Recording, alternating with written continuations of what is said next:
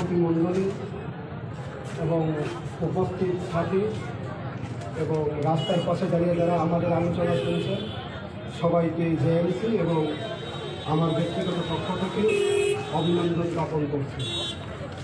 আমরা আজকে গিয়েছিলাম মাননীয় শিক্ষা অধিকর্তার অফিসে, কারণ গতকালকে আমরা রাজ্যের মাননীয় শিক্ষা অধিকর্তাকে কথা দিয়েছিলাম যে যদি সৎ উত্তর আমরা যদি না পাই তাহলে আমরা রাজ্যের শিক্ষা অধিকর্তা তৎসঙ্গে শিক্ষা সচিব এবং আইন সচিবের সঙ্গেও আলোচনার জন্য আমরা বলেছিলাম গতকালকে।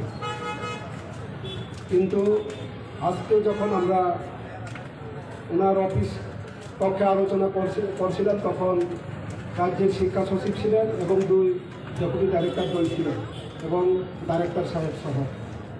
তো বিষয়গুলি হলো এরকম, আমরা প্রথমেই জানতে চেয়েছিলাম যে একই রিভাইজ এমপ্লয়মেন্ট পলিসি দিয়ে 2012 সালে যারা চাকরিতে থাকতে পারে শিক্ষক হিসাবে, তাহলে আমরা 2010 জিটি এবং 13 ইউজিটি শিক্ষকরা কেন থাকতে পারবো না।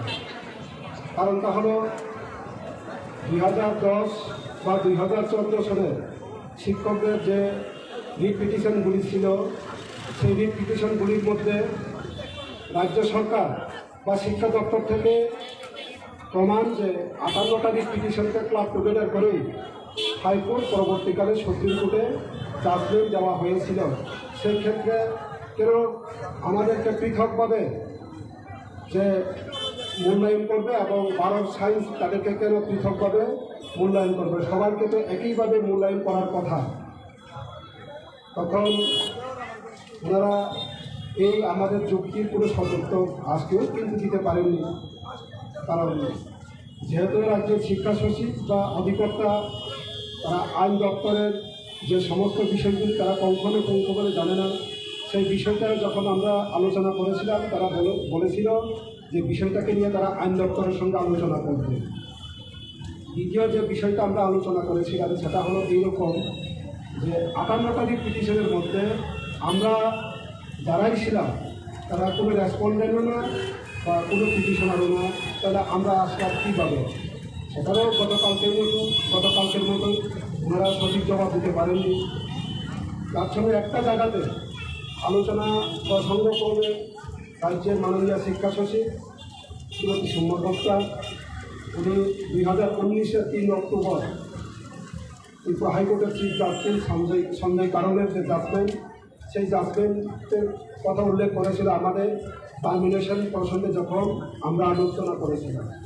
তো আমরা বললাম আপনি আমাদের টার্মিনেশনের ক্ষেত্রে 2019-এর সঞ্জয় কারণের জাজমেন্টকে নিয়ে আলোচনা করলে বা ব্যাখ্যা করলে হবে না, কারণ প্যারেন্ট যে জাজমেন্ট সেই parent judgment 2014 chief justice Deepak গুপ্তার যে জাজমেন্ট এবং 2017 সালের যে জাজমেন্ট সুপ্রিম কোর্টের সেই জাজমেন্ট মূলেই আমাদেরকে টার্মিনেশন করতে হলে কীভাবে করতে হবে সেই বিষয়টাকে আপনি দেখতে হবে। কারণ মাঝখানের যে জাজমেন্ট সঞ্জয় কারণ সেটা কিন্তু অ্যাপ্লিকেবল না, কেননা আমাদেরকে যখন টার্মিনেশন করা হয় তখন সুপ্রিম কোর্ট এবং হাইকোর্টের জাজমেন্টের কথা উল্লেখ করা হয়। তা আমরা বললাম হাইকোর্ট এবং সুপ্রিম কোর্টে আমরা কোনো জায়গাতেও ছিল না।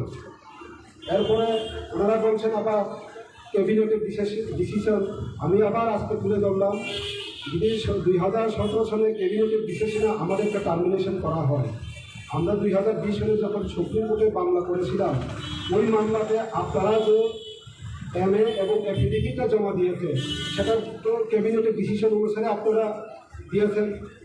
তখন মাননীয় শিক্ষা সচিব উনি বলবেন এটা আবার কোন সময় এফিডেভিট, উনি ডাইরেক্টর সাহেবের কাছ থেকে জানতে চেয়েছিল। তো আমি বললাম এটা 2020-এর একটা হলো 18 জুন এবং আর একটা হলো 2020-এর 22 জুলাই যে এফিডেভিট এবং MA মাননীয় শিক্ষা অধিকর্তা জমা দিয়েছিল সুপ্রিম কোর্টে, সেখানে পরিষ্কারভাবে উল্লেখ কোন ক্যাটাগরিতে কতজন শিক্ষক নিযুক্তি করা হয়েছিল সেই হিসাবটা যদি আমরা বলি এখানে মানে সরি 10,323টা ওই যে ক্যাটাগরি ওয়াইজ যদি আমরা বলবো তাহলে 10,313 জন হয় এবং এই 10,313 জন থেকে সিলেক্টেড যে candidate 462 unselected candidate 58টা writ পিটিশনের এগেন্সে challenge করা হয়েছিল, কারণ এটাও তো এই ক্যাবিনেটের ডিসিশন। তো কোন ক্যাবিনেটের ডিসিশন নিয়ে আপনারা আমাদেরকে টার্মিনেশন করেছিলেন সেটা সম্পর্কে কিন্তু সঠিক উত্তর দিতে পারেনি। তো সব কিছু আলোচনার পর, কারণ উনি বলছেন যখন আইন সংক্রান্ত যেহেতু বিষয়, উনি বলছেন চট্টগ্রামে আমি একজন এডুকেশনের সেক্রেটারি হিসাবে বা ডাইরেক্টর হিসাবে আমরা এই সিদ্ধান্ত নিতে পারবো না, এটার দরকার হলো ল ডিপার্টমেন্ট এবং ক্যাবিনেট। তা আমরা বললাম আগেই ল ডিপার্টমেন্ট এবং ক্যাবিনেট ডিসিশন নিয়েছিল, তবুও তারা বলছে যদি এরকম করতে হয় তাহলে আমরা বললাম 127 প্যারা।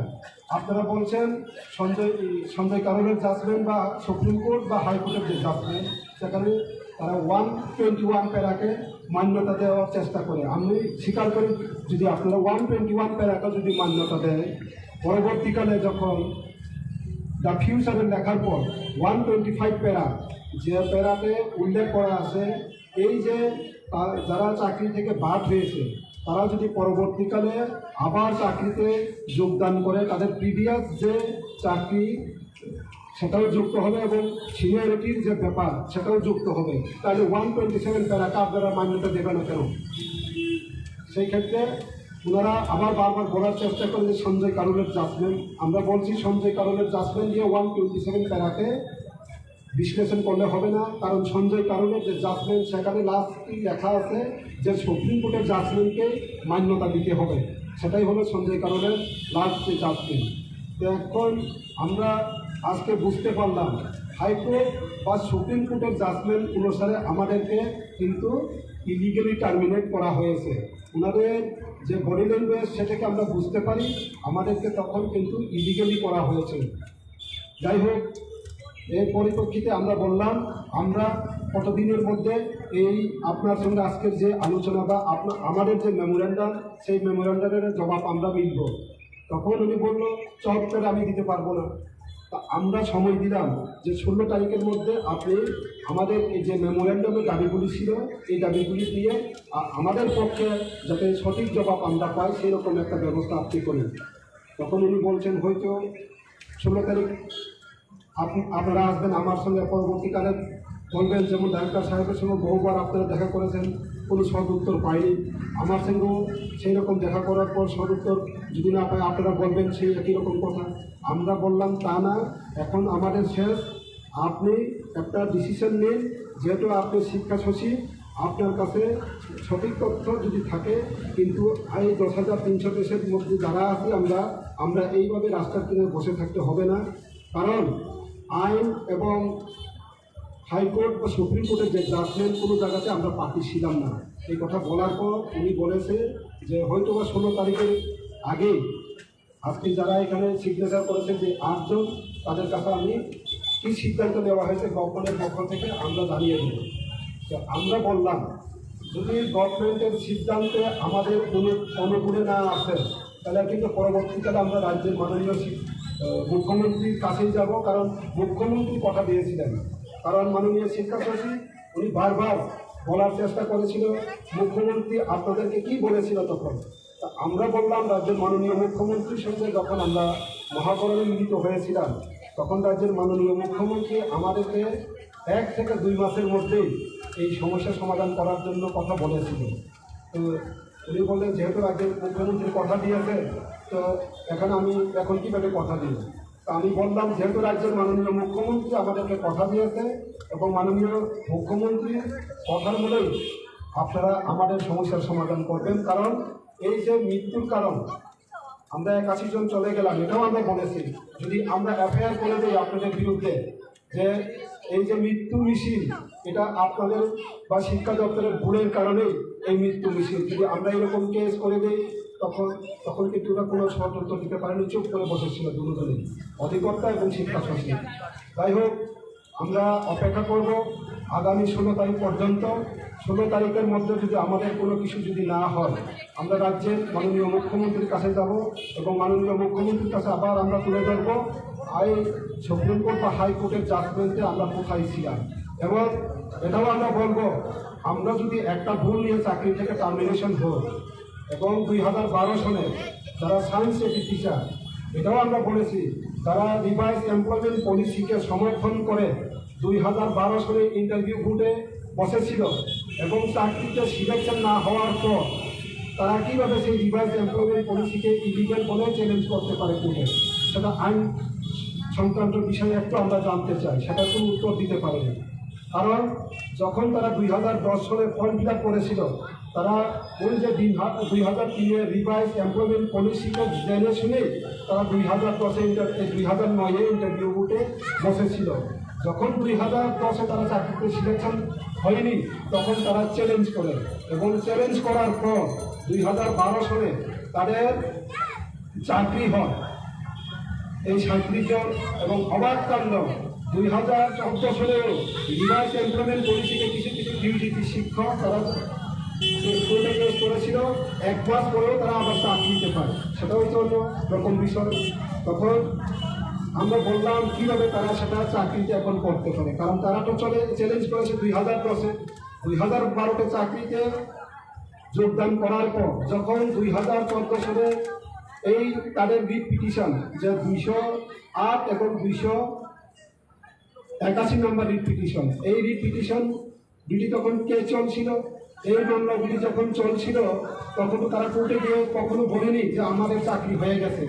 যদি তখন তারা কোর্টে গিয়ে যদি বলতেন, তো ওই 208 রিট পিটিশন যদি ক্যান্সেল যদি হয়ে যেত হাইকোর্টে, তখন কিন্তু সব জিটির কেসগুলি বাতিল হয়ে যাওয়ার কথা ছিল।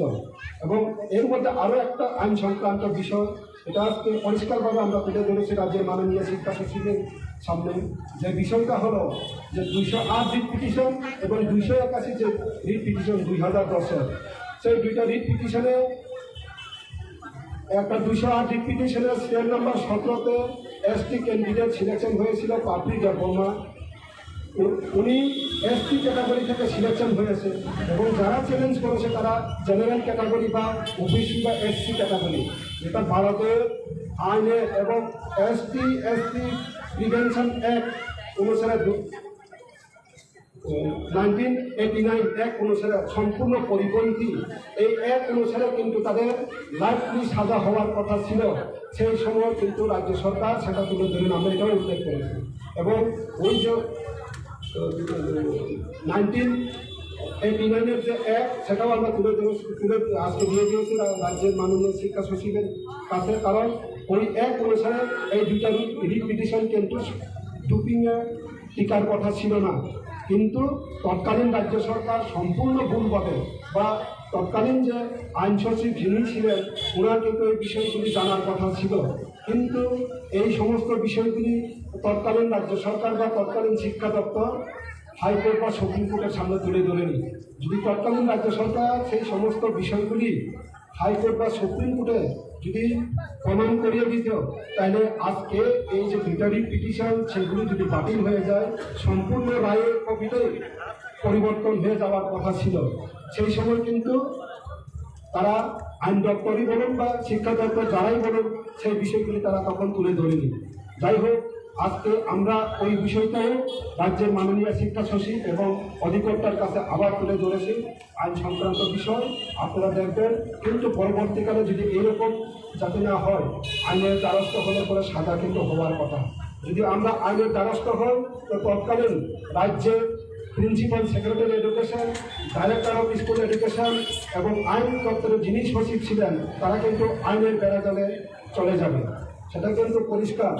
এই বিষয়টা কিন্তু আমরা রাখবো, যদি আমাদের সমস্যার কোনো সমাধান না হয়, কিন্তু তাদেরকে আমরা আইনের পথে কীভাবে করা যায়। কারণ ওই 1989 আপনারা দেখতে পারেন যে এসটি প্রিভেনশন অ্যাক্ট, সেই অ্যাক্টে কী উল্লেখ করা আছে, হয়তোবা লাইফলি সাজা হইতে পারে বা অন্য কিছু হওয়ার কথা। আপনারা যদি দেখেন বা রাজ্যের আইন শাসিত যারা ছিল তারা যদি ওই একটা যদি দেখেন তারা ভালো জানবে আমার থেকে, কারণ আমি তো আইন দপ্তরে কেউ না বা আইন সংক্রান্ত সেই সমস্ত বিষয়গুলি আমাদের এত জানাও নেই। যাই হোক, যার কিছু অভিজ্ঞতা হয়েছে এটাই তুলে ধরলাম, এবং পরবর্তীকালে যদি আমাদের কোনো সমস্যার সমাধান যদি না হয় পরবর্তী পদক্ষেপ আমরা নেব।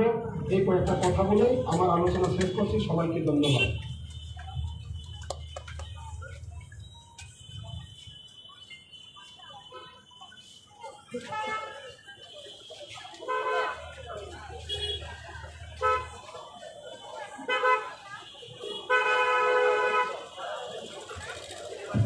অসংখ্য ধন্যবাদ শ্রদ্ধেয় শিক্ষক অজয় দেববর্মা মহোদয়কে। উনি বিস্তারিতভাবে আজকের সাক্ষাৎকারের কথাগুলি তুলে ধরেছেন আপনাদের সামনে। তো আপনারা সবাই জানেন যে 16 তারিখ অবধি আমাদেরকে সময় দেওয়া হয়েছে। 16 তারিখের মধ্যে যারা যারা আজকে প্রতিনিধিরা গেছে ওনাদের কাছে লিখিতভাবে হোক বা পুস্তের মাধ্যমে জবাব আসবে, বা 16 তারিখের দিনে আসবে, বা আমাদের প্রতিনিধিরা বলেছেন, আমরা ওনাদের মুখ থেকে শুনতে পারলাম 16 তারিখ ওনারা মাননীয় শিক্ষা সচিবের সাথে দেখা করবে। যদি কোনো কাগজ বা আমাদের যে উদ্যোগ আমাদেরকে কিভাবে সমাধান করবে সেটা যদি কোনো সদুত্তর না আসে 16 তারিখ আবার শিক্ষা সচিবের কাছে যাবে। তো আমরা আশা রাখি 16 তারিখের মধ্যে কিছু একটা আমাদের ভালো বার্তা আসবে।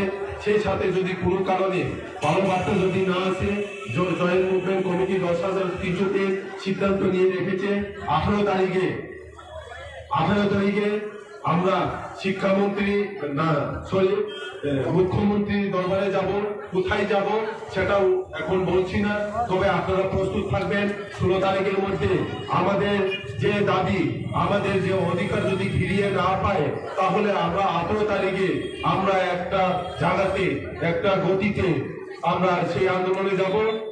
আজকে এই 38তম গণ অবস্থান এটা চলছে যতদিন অবধি আমাদের স্থায়ী সমাধান না হয়, আমাদের এই আন্দোলন চলতে থাকবে। এই আন্দোলনে সবাইকে, অর্থাৎ এই গণ অবস্থানে প্রত্যেক দিন সবাইকে বিভিন্ন দূর দূরান্ত থেকে আসার শিক্ষকদের আবারও অনুরোধ রাখছি এই গণ অবস্থান মঞ্চে সহযোগিতা করার জন্য। আমাদের অধিকার আদায়ের লক্ষ্যে প্রত্যেক দিন যেন এই গণ অবস্থান মঞ্চে এসে সবার চাকরির স্বার্থে এখানে আসবে বলে আমরা এই জয়েন্ট মুভমেন্ট কমিটি বিশ্বাস করি। সেই সাথে 16 তারিখের মধ্যে যদি আমাদের কোনো সুরাহা যদি বের না হয়ে আছে, তাহলে 18 তারিখ নিশ্চয়ই আমাদের যে জয়েন্ট মুভমেন্ট কমিটির সিদ্ধান্ত, সেই সিদ্ধান্ত অনুযায়ী আমরা মুখ্যমন্ত্রীর দরবারে যাব। কোথায় যাব অ্যাডভান্স বলছি না, তবে একটা কথা বলতে চাই, জয়েন্ট মুভমেন্ট কমিটি 10,300 পক্ষ থেকে সরকারের চিন্তা যেখানে শেষ, আমরা সেখান থেকে চিন্তা শুরু করব। আমরা শিক্ষক হিসাবে জানি আমরা আমাদের আন্দোলনের গতি দ্বারা কোন পথে নিয়ে যাব, কিভাবে আদায় করব। প্রত্যেক দিন বিভিন্ন ইন্টেলিজেন্স ব্রাঞ্চ থেকে আমাদের খবর রাখছে আমাদের আন্দোলনের গতি প্রকৃতি কিভাবে আমরা রাখছি, সেই দুর্বলতা যাতে প্রকাশ না পায়, যে আমাদের যে গতিদার আমরা কি স্টেপ নিতে যাচ্ছি সেটা আমরা কোনোভাবে প্রকাশ করতে চাই না। কারণ আমাদের উদ্দেশ্য অধিকার আদায়, আমাদের চাকরি ফিরিয়ে পাওয়ার লক্ষ্যে আমরা এগিয়ে যাচ্ছি। এই গণ অবস্থান চলতে থাকবে যতদিন অবধি আমাদের স্থায়ী সমাধান না হয়। তো সকল শিক্ষক শিক্ষিকাদের অনুরোধ রাখছি, আজকের দিনের মতো প্রত্যেক দিন আপনারা থাকবেন এই আশা রেখে আমার এই কথাগুলো এখানে শেষ করছি। সবাইকে নমস্কার, ধন্যবাদ।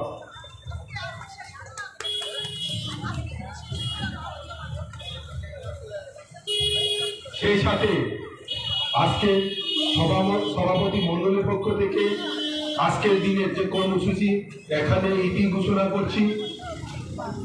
তো আপনারা যারা আজকে রাত্রে থাকবেন, কাল আগামীকালকে আমাদের যেহেতু সংক্রান্তি এর আগেও আমরা ভালো একটা খবরের আশা রেখেছিলাম। আশা করি 16 তারিখের মধ্যে আমাদের একটা ভালো বার্তা এসে বুঝবে। সে আশা রেখে আজকের জন্য এখানে এটি ঘোষণা করলাম। আগামীকালকে আবার 39তম শুরু হবে। আর যারা আজকে রাত্রে থাকবেন, রাত্রের খাবার ব্যবস্থা জয়মন্ডল কমিটি করে রেখেছে। আপনারা খাওয়া দাওয়া করে নির্দিষ্ট স্থানে অর্থাৎ গণমঞ্চে রাত্রি যাপন করবেন। এই কথাটুকু বলে সবাইকে আবারও নমস্কার এবং ধন্যবাদ জ্ঞাপন করছি।